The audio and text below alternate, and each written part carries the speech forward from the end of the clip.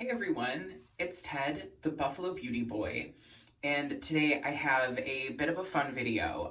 Obviously if you saw the title, you know that I am trying out Lisa Eldridge lipsticks, and these have been on my list to try for a really long time.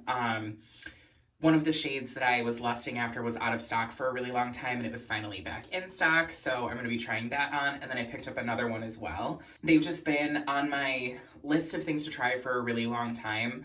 Lisa Eldridge, if you don't know, is a phenomenal, esteemed makeup artist and makeup historian and collector.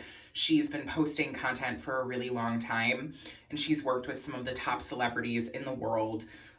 Just somebody in the industry that I really look up to. And she also collects historical makeup. So she has makeup spanning decades and brands, and even I think some makeup that was owned by celebrities. Like I believe she has Audrey Hepburn's lipsticks, like things like that. Very interesting. So she talks about using that wealth of knowledge to create her products. So that just speaks to my heart and speaks to the inner like beauty nerd in me. So I have been wanting to try her brand for a really long time, and I figured a couple lipsticks is the perfect way to dip my toe into the Lisa Eldridge world. So before I show you all the wonderful little bells and whistles that these lipsticks come with, if you are not subscribed, I would love to have you. As a proudly LGBTQ person, creating beauty content, my mission was really to make beauty content for people that don't look like everybody else, you know, in magazines or on sponsored Instagram posts. So I think there's like a lot of contention going on in the world, and queer people are feeling really beaten down.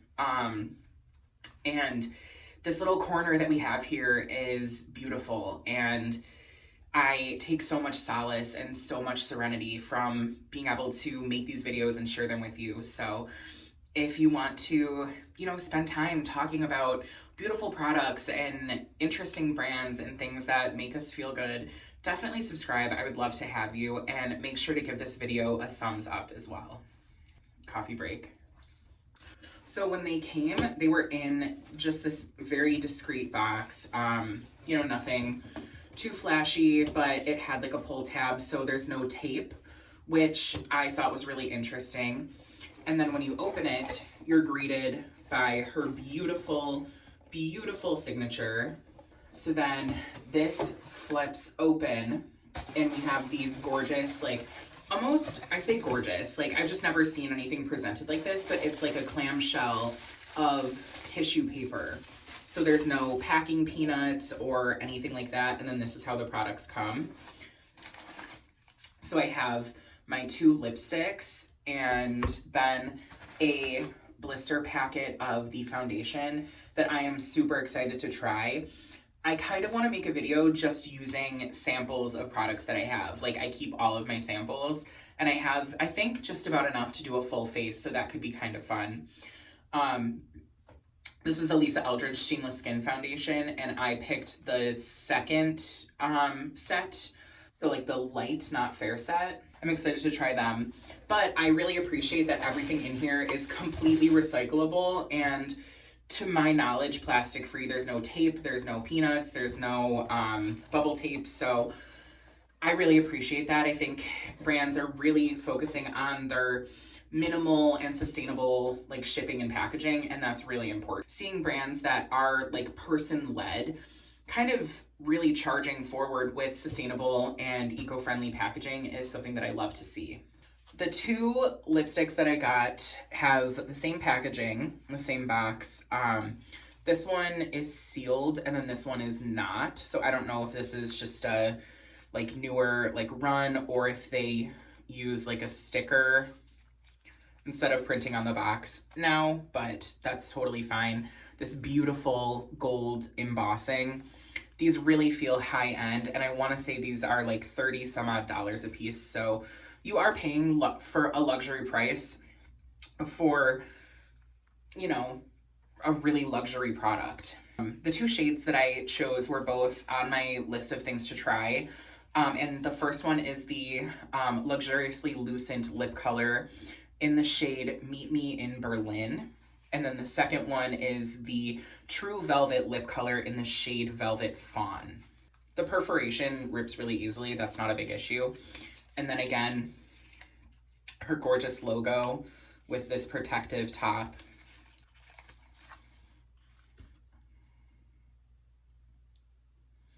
And this is the Luxuriously Lucent. The mechanism feels really heavy, and if you can hear that, it's magnetized. So this is really indicative of like a high-end production to me. The packaging is weighty and satisfying and stunning. I'm not gonna be able to stop doing that, but these feel really nice in the hand. So for a $30 lipstick, this is what I expect. The True Velvet lipstick, same thing, same internal mechanism. And the packaging is similar, but if you can see, this one has almost a velvet finish, so you can kind of discern, but not massively.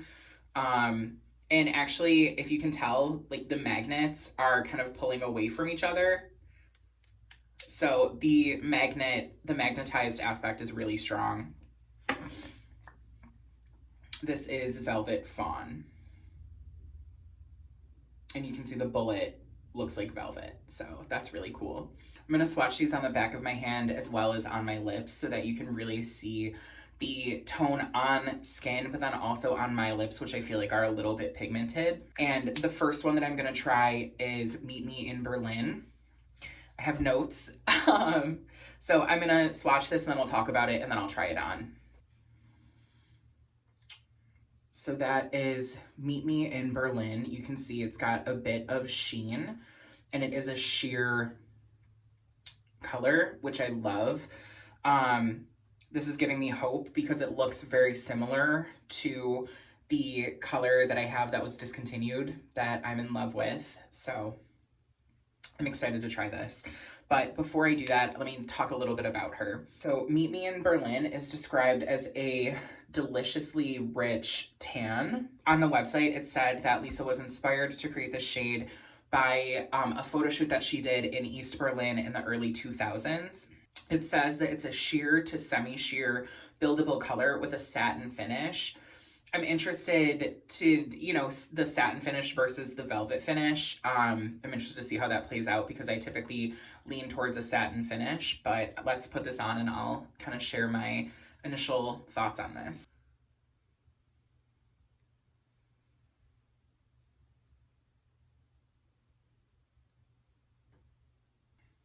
So this is a very light application. And for a sheer, it does pack a punch. So this was a like, I can't say it was one swipe because I feel like doing a like lipstick bullet application, you kind of need to make sure you get every corner. So it's maybe like 2 or 3 swipes total, but not overly built up. And this is the kind of color that I love. You know, as I was putting it on, I knew that this was going to be something that I really, really, really enjoy because it has that warm nude brown quality that I look for in lipsticks. And it feels slippy, but not glossy, if that makes sense. And it's really comfortable on the lip. So I'm going to do another application and just try to build this up so you can really see what it looks like.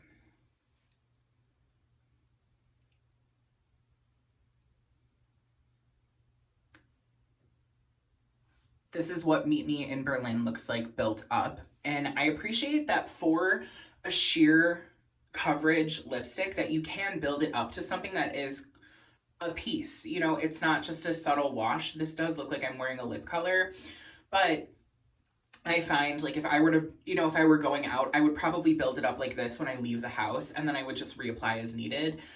And it's going to soften down to that sheer wash that I initially had on. And that's my favorite thing. I love this type of formula. I love this colorway in most of my lipsticks because I feel like it's really complimentary of my skin tone. But then I also feel like it's very wearable. I think you can add the drama, you can sheer it down, and it works really well for, in my opinion, quite a diverse array of skin tones as well. So now that we've got a clean canvas, I'm gonna swatch the True Velvet shade in the shade Velvet Fawn.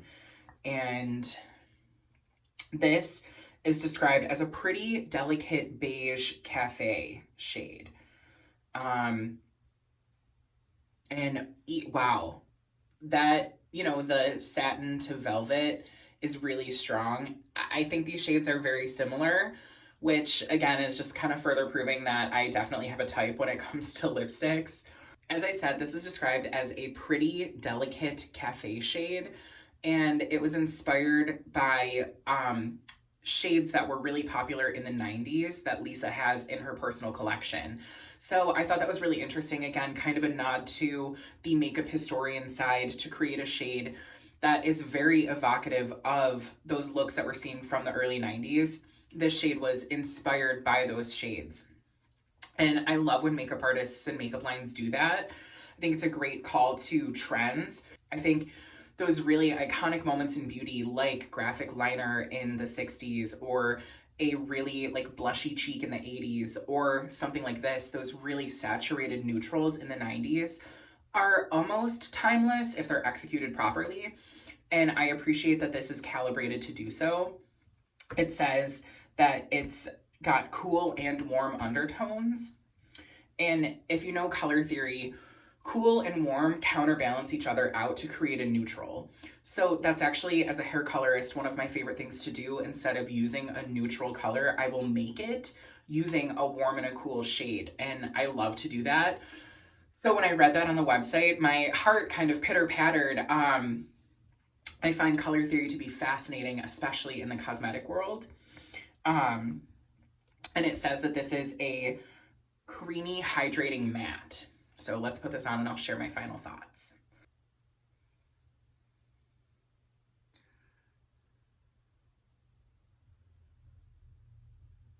So this is one, you know, good, even light coating of the True Velvet in the shade Velvet Fawn.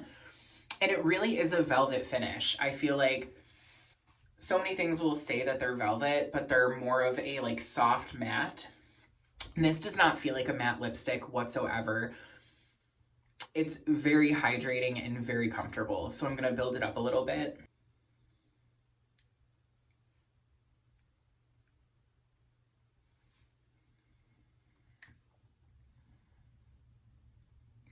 And, you know, for something that is so high pigmented, I did this without lip liner and it's very smooth. I feel like the application was very dreamy.